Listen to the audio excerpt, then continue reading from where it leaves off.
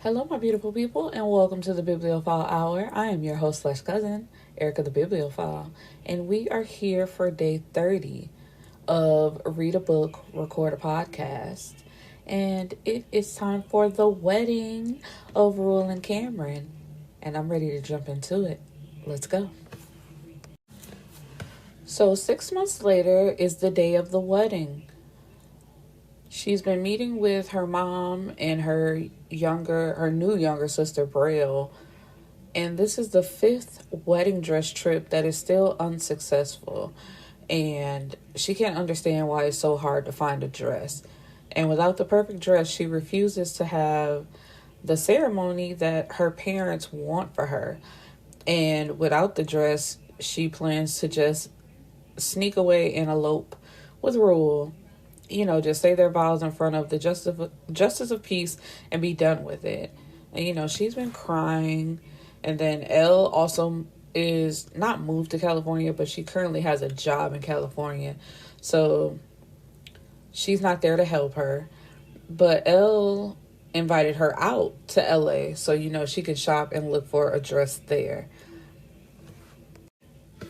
So when she gets into the bed later with Rule, he's trying to console her and tell her, you'll find the perfect dress. Don't stress about it. And they have this back and forth of, but what if I don't? You will, just keep going until he's like, Camryn, you will find the perfect dress. Just calm down. But they also have another problem. Power doesn't know if he'll be able to come to the wedding. And it's ruining both of their moods. She can't find a dress. He really doesn't want to do this without his brother. So she mentions, going to the courthouse and just being done with it. The wedding isn't what's important. It's about what we invest into our marriage. So he asks her, who are you trying to convince? You or me? And she's really trying to convince herself. But he's like, you're not going to do that. You just need to let me pick your dress. She's like, I'm not doing that. Why? You don't trust me? I got style. And she tells him, you might have style for a man, but I'm not trusting you with my wedding dress. Ain't it for me, though? I guess. So I should know what I want to see you in, right? And she agrees. And her only stipulation is that it better not be red, because, red is his favorite color. And he's like, man, come on now. If I want you in a red dress, you better believe that red dress going to be bad as hell, and you're going to be off the Richter scale, classy and beautiful in it. So she says, let's make a deal. And the deal is if she goes to one store in LA with Elle and she doesn't find her dress, he can pick it. So he says, cool, just leave your measurements here because I know your choosy behind ain't going to find nothing. And so, he gets out of the bed and is about to go. And she's like, where you going? He says, to fix me something to eat. I'll fix it. I can do it. I know you've had a long day. I want to. And he turns around to look at her, and it's just her, like, with her legs open. And he says, my favorite meal. Rule and Camryn are on a date, and Rule, he's not very talkative because Power is on his mind. He wants to tell Rule that he talked to Power and that Power's not going to be able to make it, but she's already stressing over her dress, so he doesn't want to further put any burdens on her shoulder. He wants to be the one to relieve her of stress. But she can sense that something's not right, so she's like, what's wrong? He tells her nothing. Oh, we lying to each other now? Is that what we doing? And so, he lets her know, I talked to Power, and that when we get married, it'll be during the playoffs, and one of the stipulations of his contract that he signed to be one of his students' personal coach is that he was to attend all playoff games. He's been trying to find a way around it, but he can't. And, this bothers him because Rule and Power have shared every monumental moment in their lives together. And this would be the first one that Power missed. And because he's so used to always being able to count on his brother, Rule doesn't know how to feel or how to react. Because it's like, what, just a year ago, he was standing right next to Power in Vegas, being his best man for his wedding, and they grew up together. They've been in the business together, so they've done everything together. So now that it's his turn, it's just like, damn, my brother's not here to be there for me. And so Camryn offers to push the date back. But Rule says no, they've already sent out the invitations. They've got the venue paid for. It'll be okay. And she's like, I know you. And he was trying to smile his way through it. But as soon as she said that, his smile fell. And he sits back in his seat. He's like, I want him to be there. But that's just not possible. As long as I have you, I have all I need. And it's like, yeah, that's, it sounds good, but no, we really know what's going on. So Camryn goes out to LA, and she's not in a rush to call Rule, but he's right. She still didn't find a dress. And so she's spending time with Elle, like, catch me up, what's been going on. And, I know you're going crazy without having your husband around. And she does. Elle misses Power so much. But, they're both working, and she understands that.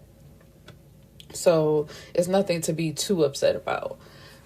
And so then Elle asks her, what's going on with your dad and your mom? So Edward has gotten a divorce, and he and Mama Brenda are now dating. They decided they're just going to take it slow. And then Camryn tells Elle, there's something I need to tell you. And when she says it like that, Elle is like, something else bad has happened? What's going on? And she's like, no, it's something good. Really good, actually. She's like, well, spit it out. Don't keep me in suspense. What's going on? I'm pregnant. And Ella's like, what? How? I mean, I know how, but weren't you on birth control? Because that was like a whole conversation between Camryn and Rule that she wasn't getting off birth control until he married her. And, she said she got off a month ago because he had been saying, when you going to get off, I want you to have my babies and we're going to get married. And so she did it. And, of course, this is a crying, happy moment for both of them. And she's like, so I got a little baby in there? And I'm like, no, sis, I have a baby in there. But, hey, godmama, auntie, no, cousins. I had to think they're not sisters. But, yeah, so that's a bright spot in what seems to be a sad moment going on. So on the few days that Power does have off, he'll fly to LA to spend time with Elle, and then he'll come home to check in with Rule. So right now they're shopping for Rule's tuxedo, and Rule is whining about not wanting to wear a tux. So Power says, don't. It's your wedding. You can do what you want. But he's like, man, Camryn will have a fit if she walked down the aisle and saw me in what I really wanted to wear. So he's like, so what do you want to wear? And he doesn't know, but he just doesn't want it to be a standard black tux, which I can see because throughout the books, the outfits that B describes him wearing, a standard black tuxedo is not his style. He likes color. He likes flavor. But while Rule is going through the store, he comes up with a white dinner jacket with black and gold lapels and pocket trimmings. And they take out the black and gold pocket square, and he replaces it with a red one. And it'll be the same shade of red slacks that Rule has chosen to wear. So, and then he also chooses a white button-down shirt with black buttons and a black bow tie. And Rule loves it. He's like, man, this shit fly as hell. And Power says, it's the least I can do. And Rule says, it's okay. I know you would be here if you could. And he just can't. So right after he proposed, they started their search for an architect who could draw up their dream home. And with the blueprint in hand, Rule hired the same team who built his parents' home, all those years ago. So right now they're doing a walkthrough of their home. And it sounds beautiful. The kitchen is like pale blue. It has a pale blue island. There's lanterns. It sounds pretty. And then the living room, they haven't really fully decorated yet. And the living room is empty except for Rule's grand piano and guitar. They have a bookshelf built in along the walls. There's a fireplace. They have a breakfast nook. And it has built-in shelves, and there's a beautiful glass view of their land. And that just sounds amazing. Like having land to yourself, so there's no one out there but you. And then you have this beautiful scenery, so you have a big open view of your land. And anyway, so as they're walking through, Rule asks her, are you ready to see the barn? And she looks up at him with tears in her eyes. And he's like, what's wrong? She's like, nothing. This is beautiful. I'm just a little overwhelmed and everything is right. And he's looking at her as if he doesn't believe her. And she has to reassure him that she's fine. And he's like, are you sure? I'm positive. Now show me my barn. And, they get out there. And it's the traditional red barn with timber frame and custom braces. And she jumps into his arms and says, thank you, thank you, thank you. I'm so excited. And he's like, you haven't even looked inside. I don't have to. It's perfect. And it's like, that's true. It's just like, I don't even want to see the fact that you did this for me and you gave me what I said I always wanted to do. Just thank you. And she's about to tell him that she's pregnant, but then she backs out. And, she's like, Rule? And he's like, yeah. And she's like, you're what? I'm hot. Can we just go? He's like, you don't want to look inside? No, it'll make me want to stay here now, and I know it's not ready yet. Plus, we still have to get the furniture in. I'll wait until we move to look inside. So he's looking at her like, girl, are you sure you okay? But he agrees, and they leave. But before they go, he pulls her close to him and just stares into her eyes as if he can find something to let him know what's going on with her, but he really can't. So Rule didn't tell anyone that he applied to grad school because he wasn't sure if he'd get in. Like, sure, he graduated top of his class before, but there's always that doubt that maybe this time you're not as good as you think you are. And he didn't want to say anything until he received a letter saying he got in. So to celebrate of him getting in, he took Camryn to Ruth Chris, and she declines a glass of wine. So now he's looking at her as if she's a stranger, because he's like, since when don't you drink? And she just says, I just want water tonight. No big deal. And honestly, I'm ready to go. I told you about wearing your glasses. Wine will just make me want you more. He ain't falling for it because he's like, girl, you always drinking. So what's the issue? And so when he orders dessert, he puts it in the middle of them. And now she's looking at him like he's crazy. She's like, what do you want? Why I gotta want something? You never share your dessert with me. I can't share with my wife. And so her shoulders cave and her smile falls. And she's like, what? That's what you are. You're my wife. Yeah, but I've never heard you say it before. It just sounded so good. And so as they're about to eat,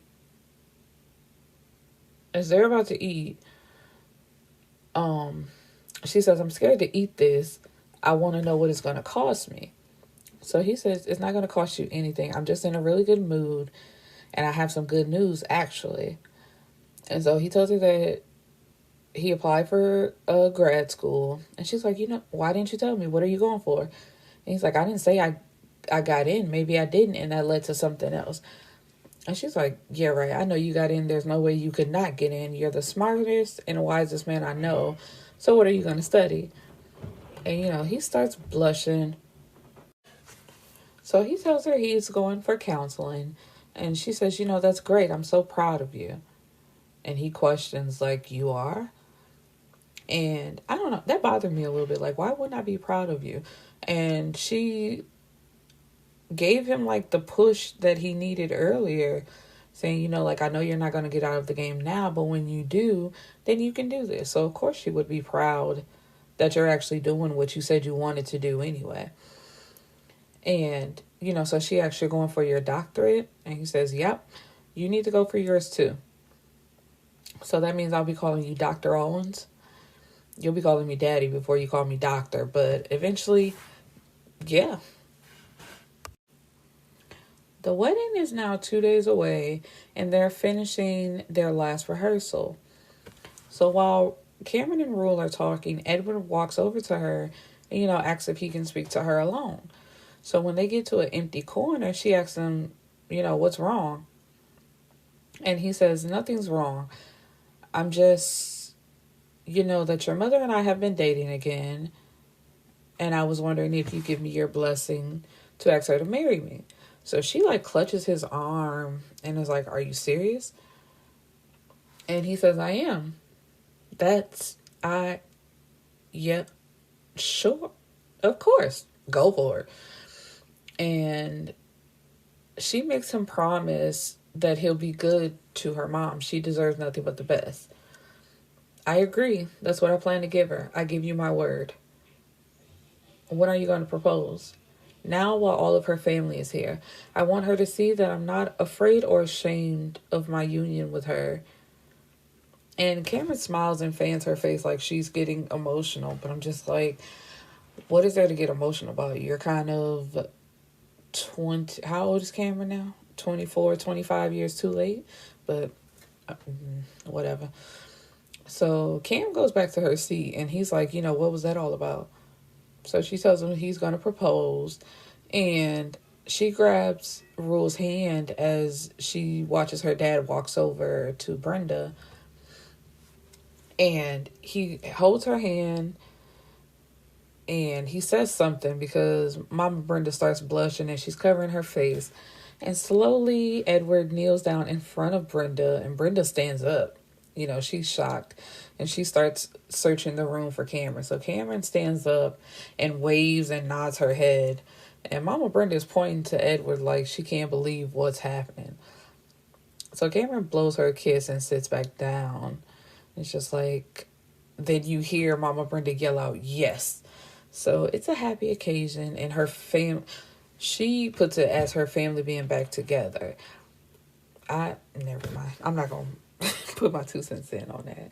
But it's just like, is your family back together? Is it really? Or does your dad get rewarded with bad behavior and things that he doesn't deserve?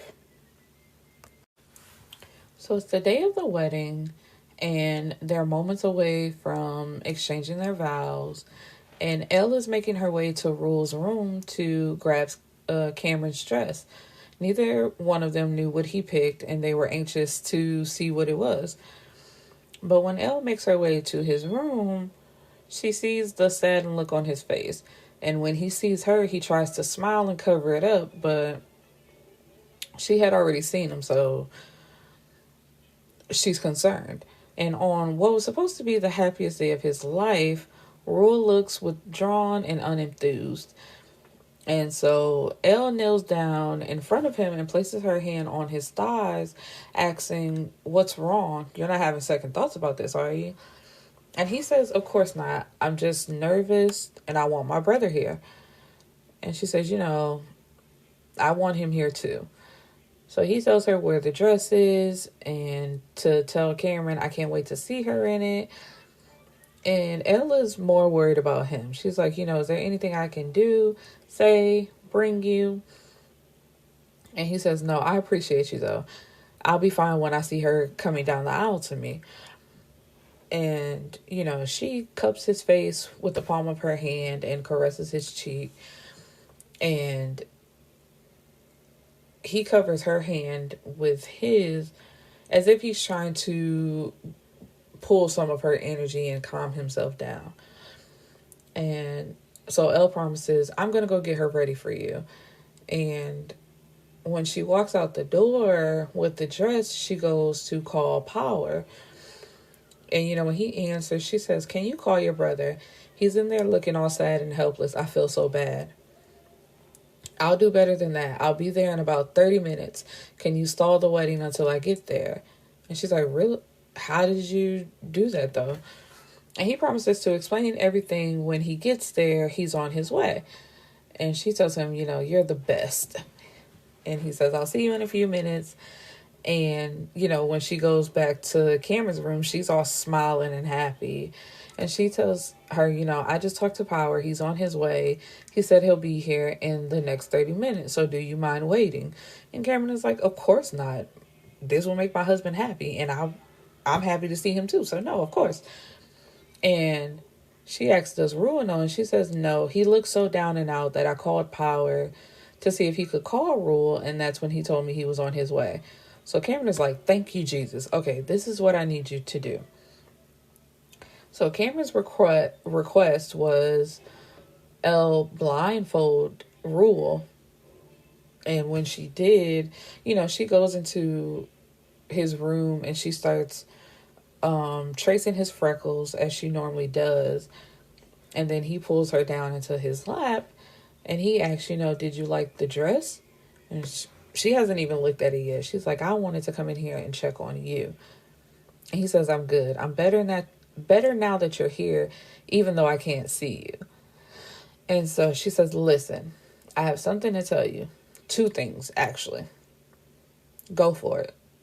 First, Power is on his way." And so, he's excited about that. He's like, "Really? Really? He wants us to wait about 30 minutes for him to get here. Please, can we please?" And I love that. Oh my God. I love sibling bonds like that, or even friendships. When people are close like that, I just love it. But she says, "Absolutely." Okay, so what's the second thing? And once again, she's stumbling over her words and she's like, God, this is hard. "I got off my birth control a little over a month ago." And his arms fall from her waist and he tries to remove the blindfold, but she's like, "No, you can't see me." He's like, "Man, fuck that." And she's like, and she's like, "Stop cussing in this church." He's like, "Man, I have to see you. Are you saying what I think you're saying?" So once again, he goes to try to take off the blindfold and she won't let him.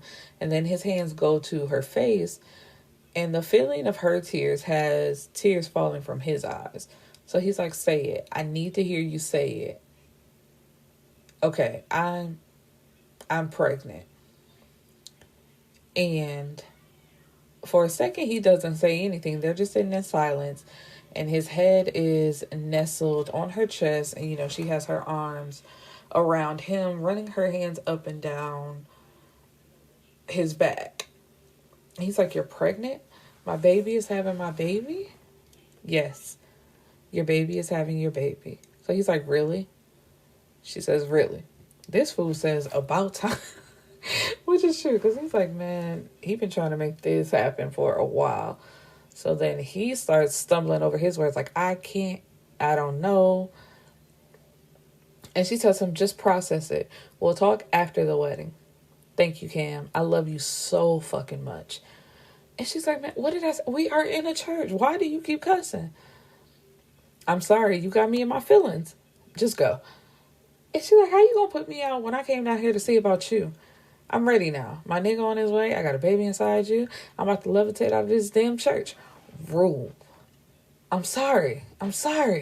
God knows. He knows my heart. It's just like, fool, you gonna get us all struck down in this church. When Power gets there, Elle goes to see him. And, they exchange "I miss yous." And he tells her, "I'm tired of missing you." So she asks, "What does that mean?" He says, "I can't do this anymore. I need you. I need my wife.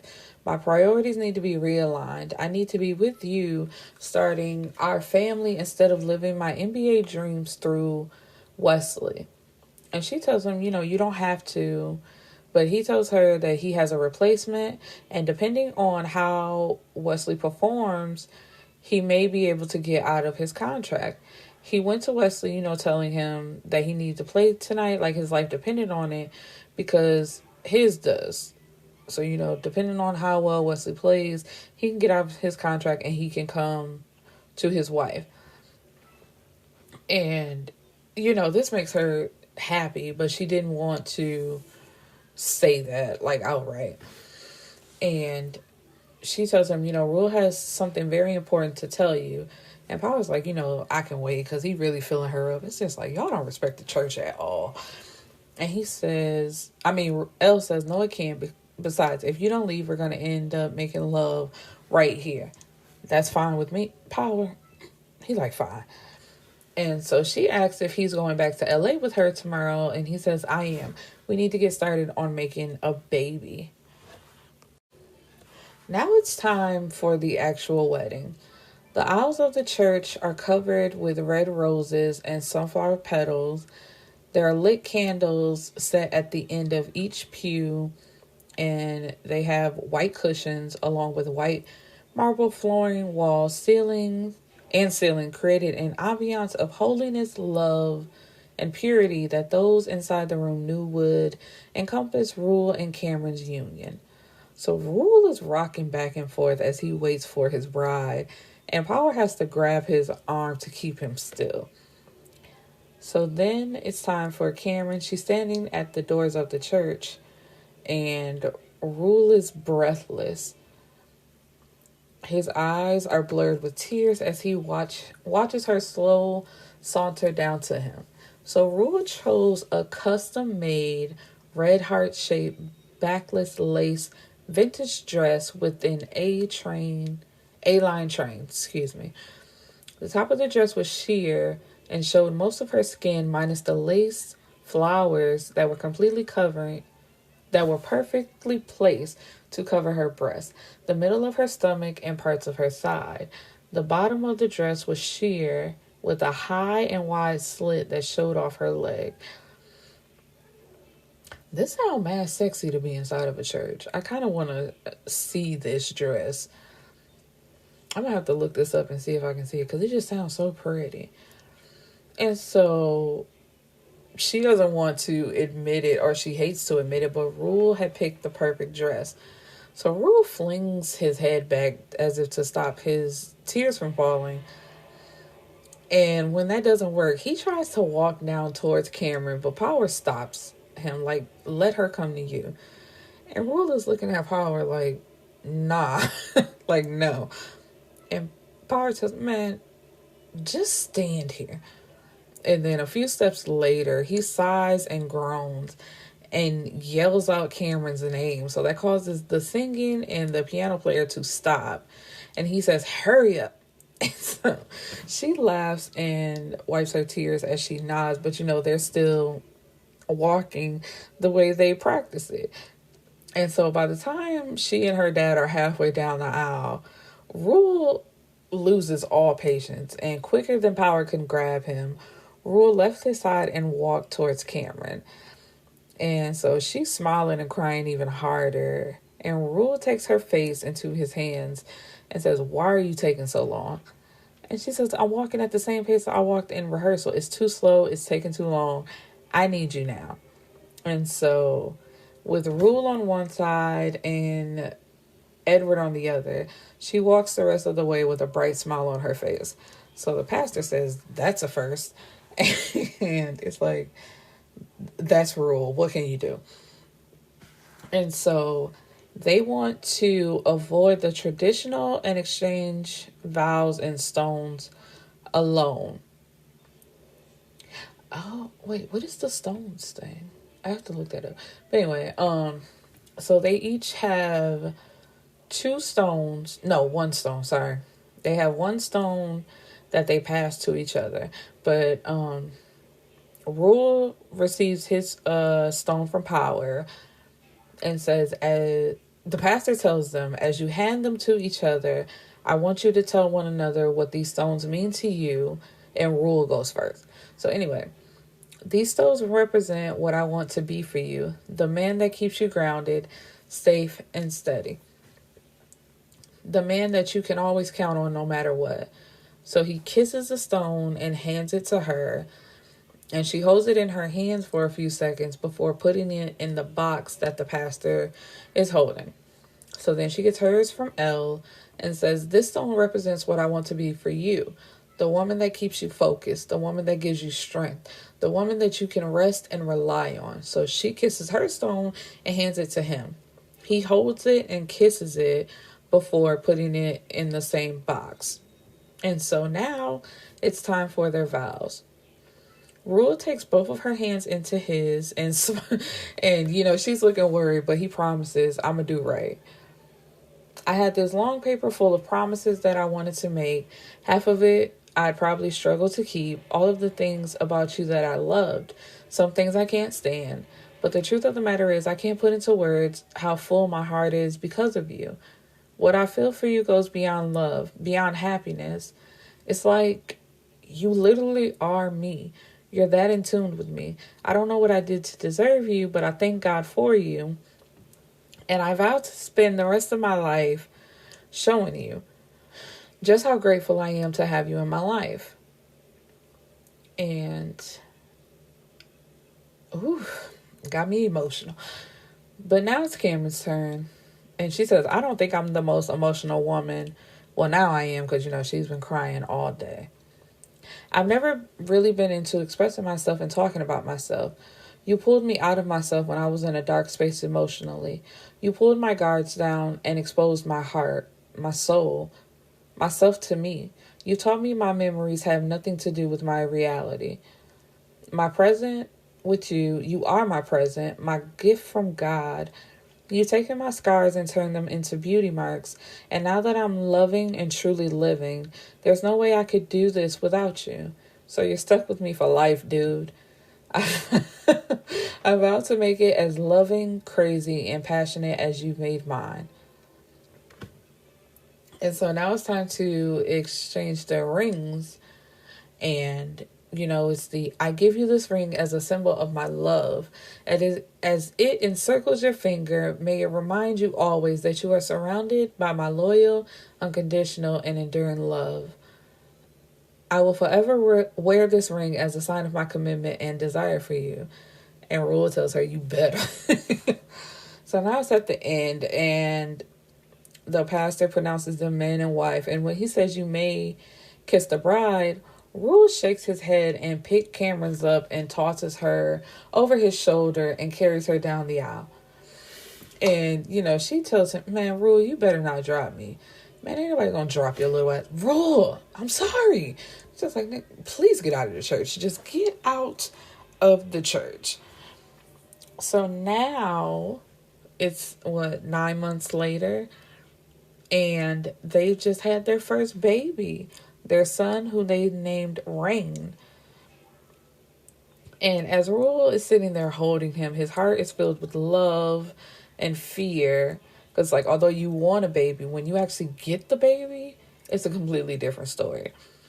But Rain is the perfect mix of them, with his gray eyes, dimples, and freckled cheeks. And he hands the baby back to Camryn because he's about to go get everyone out of the waiting room. And Elle is also pregnant, so Power has been on her head about eating and resting, but they've been pacing outside the door, ready to see the baby. And she says, "I'll be glad when she has him. Rain and their baby will be able to grow up together like we did, like you and Power did." "Yeah, well, don't think that's going to get you out of giving me another baby." She said, "Whatever. I ain't going there with you. This one ain't even an hour old yet, and you already talking about having another one." And he says, "Hell yeah, as soon as I get permission from your doctor, I'm going back in and planting more seeds." And she says, "Boy, please, you're going to wait at least a year. That's what you think. That's what I know. Man, whatever. Just go get my folks with your inconsiderate ass. Yeah, you just hold my son up like the prince he is." And she rolls her eyes and smiles because there's no point in arguing with Rule. There are some things that he lets her get away with and some things he doesn't. So having more kids is one thing she knows he's not going to budge on and she shouldn't even argue with. And that's the end of this short story. I thought it was much longer than this, but I read this like years ago, so I couldn't really remember. But yeah, this book was just about the wedding alone. And tomorrow is the fourth and final book, which is The Return of the Connect. That was a good book too. Well, it's all a good book. But anyway, I hope you guys enjoyed this short episode of Read a Book, Record a Podcast, day 30. And I will see you back tomorrow for the last and final Read a Book, Record a Podcast, a little mini series that I did of recording a book for every day of the month. Peace and blessings, my beautiful people.